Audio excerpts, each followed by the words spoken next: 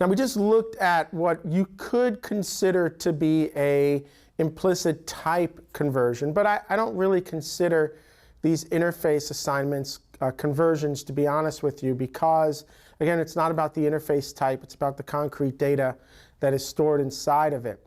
But imagine we had the following situation. It wasn't really these assignments that we cared about. What we really wanted to do was get a copy of that data that's being stored inside the interface. This is when we start talking about assertions. We talked a little bit about assertions already, but let's just take a look at another assertion here and kind of focus around the idea of assertions. If you look here on line 76, what we have is an assertion. We've got the interface value m dot, and then in parentheses, we're asking really one question. We're saying, hey, can you give me a copy, because everything's a copy as we move in and out across these program boundaries, right?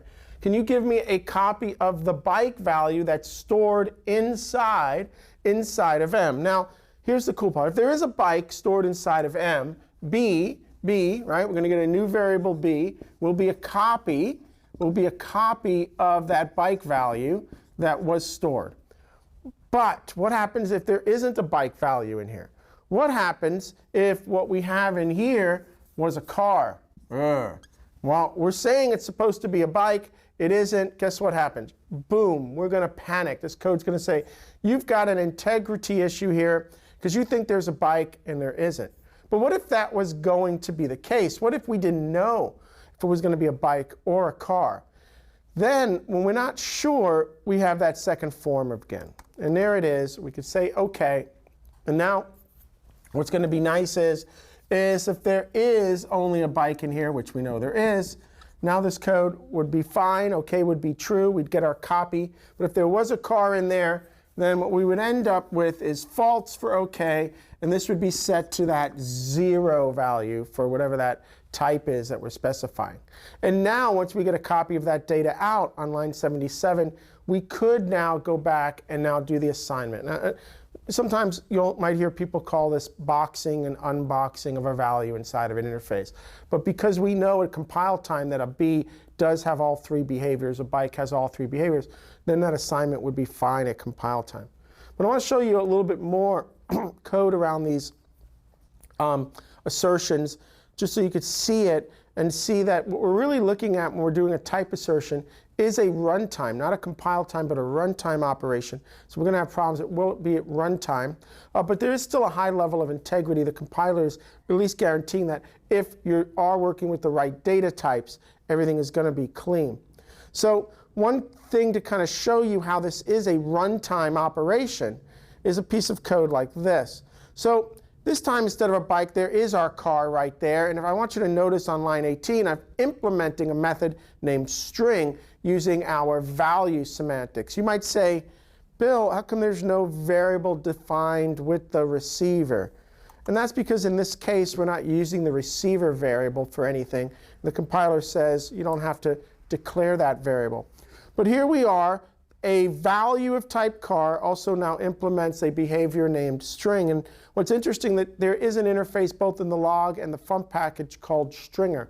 So we're implementing this stringer interface, which now means that I can pass a value or the address of a car value to funct or log and override that logging behavior. In fact, not only have I done it for car, I've done it for cloud as well. So I've got two pieces of concrete data, each exhibiting that string behavior, right? Remember what polymorphism means, that a piece of code changes its behavior depending upon the concrete data it's operating on. Remember, these methods are giving that data behavior, really focused around the idea of polymorphism, and polymorphism is giving us those ideas around that thin layer precise decoupling.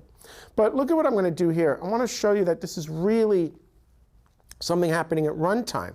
So we go ahead and we just generate a random number. But more importantly, what we see on line 36 there, remember now I'm creating a collection of concrete data, but not based on what it is, but based on what it does. And in this case, I'm storing two pieces of concrete data that know how to call string. They know how to, in this case, kind of display themselves in a custom way. We see that there on line 36. And then I run this loop picking a random number, and then depending on the index that that number can represent randomly, we do this line 49 assertion.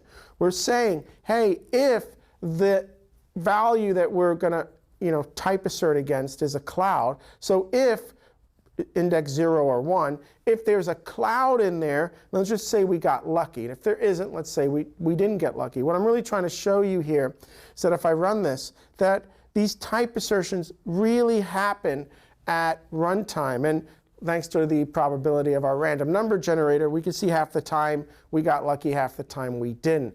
Very, very cool stuff. So even though at compile time we're validating that we're still working with the right type, this is a runtime check, not a compile time check. I want you to remember that. Let's actually take a look at one more example here around assertions.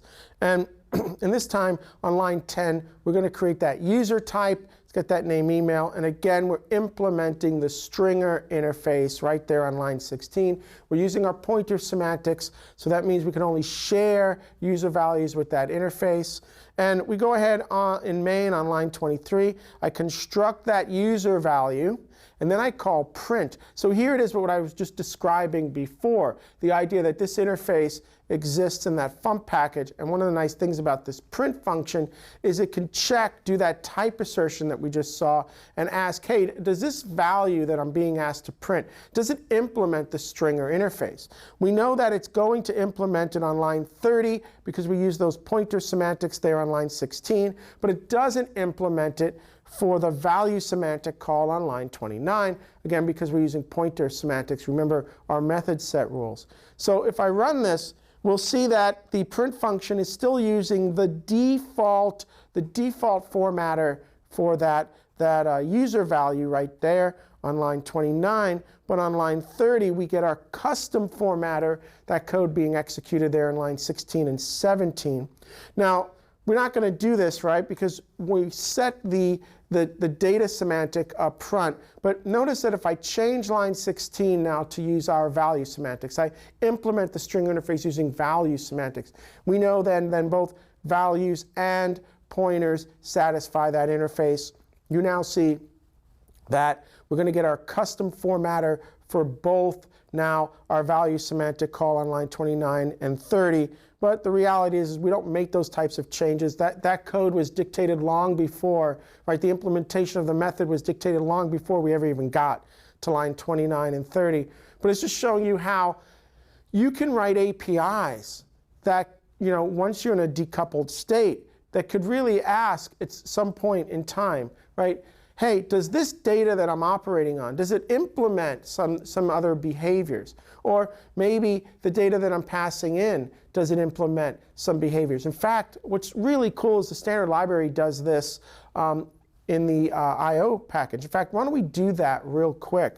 I'm going to do a Golang search for the I/O package, and I'm going to bring up the I/O documentation. So this is documentation for the I/O package.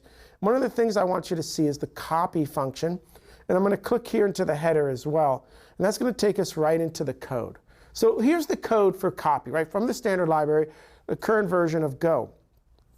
And you can see that the exported function copy calls an unexported function called copy buffer. And if we go and look at copy buffer right there on line 380, I want you to notice these two type assertions. This is very similar to what the FUMP print functions are doing in asking if that data implements something else. Because what copy buffer has is a default implementation here for copying that data, 32,000 bytes at a time. But if you notice, copy buffer says something very quickly up front. It says if the concrete data being passed in for the source, if that implements the writer to interface, forget about my default implementation. Let's use that custom implementation. Oh, and by the way, if the concrete data being passed for the source, right, or the destination in this case here, if that also implements the reader from interface, well, let's bypass the default implementation here. And let's use that custom. And it gives the developer the ability to say, I've got a working default implementation, but there are times where, depending on architecture and platform, you might know that you want to do something different, or specific implementations of something, you may want to be able to customize things. So from an API perspective, this idea of a type assertion, especially as part of an API, it's a really nice way of giving people the ability to override default behavior.